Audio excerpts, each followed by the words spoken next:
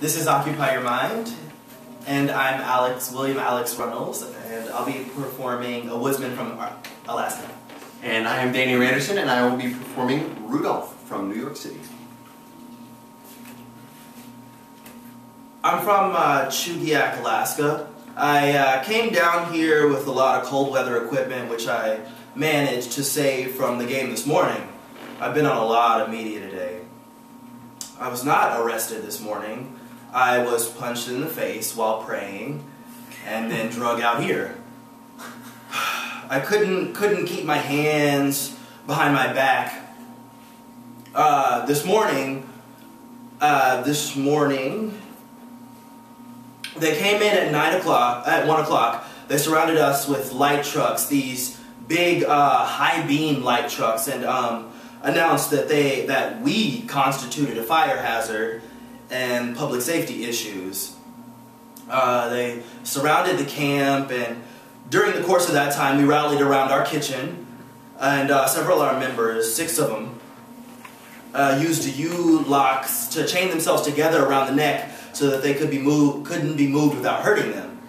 And then as they advanced, they tore down the tents and tossed everything aside, and then after about 2.5 hours, around 3:35, they started arresting people.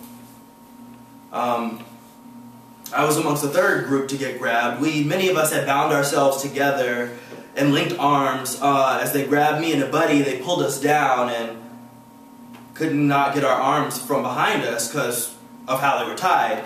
And the cops stood us up and gave us the option of being cut from our bonds or walking out. I walked out and saved a lot of the cold weather equipment, which I referenced before, and have been talking to the media every day to make sure that information gets spread.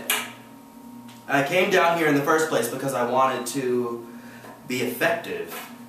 I looked at the Anchorage movement that we have in Alaska, and while it there stands in solidarity with these movements around the world, I realized that I could be a lot of help here in this movement as they try to stay warm, comfortable, and happy inside of this, what can be a 0-degree environment. I have experience in 30 below, so I thought I could come in here and do some teach-ins and bring all the equipment, and I brought myself and donated from Alaska and spread it around. Let these people who have a lot to say it comfortably.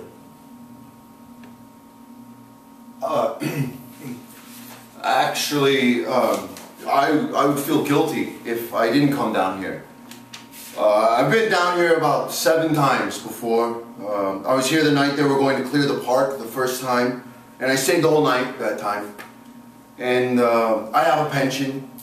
I'm retired, and I have Social Security, but I worry about my kids. The middle class is being destroyed. Our democracy is being destroyed.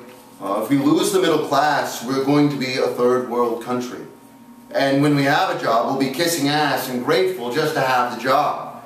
And when we get old, we'll be expected to work until we die, and we'll be discarded like garbage.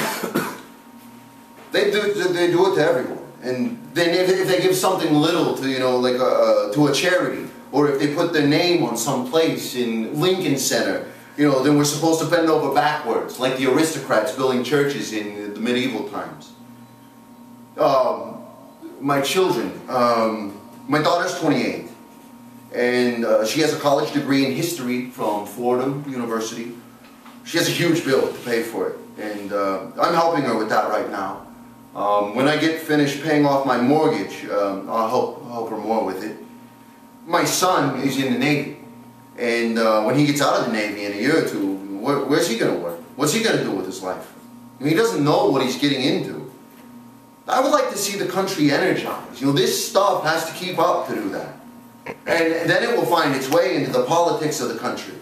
And I don't think it's the job of the people that are here to define that right now, because we would disagree with each other. I even got into a small argument with somebody a few minutes ago over some, little chicken shit stuff. But we all know that there are people who are doing things to us who are setting the rules. They have the power, and they're hurting the rest of us. And, you know, they're destroying the American dream. They're destroying human dreams. And they want us to, you know, they have control of most of the media. Well, there are some people who try, but they're being paid by the same corporations. I do love Rachel Maddow, though. That probably makes me a lesbian, I suppose. My wife also loves her. If you ever meet Rachel, tell her I love her.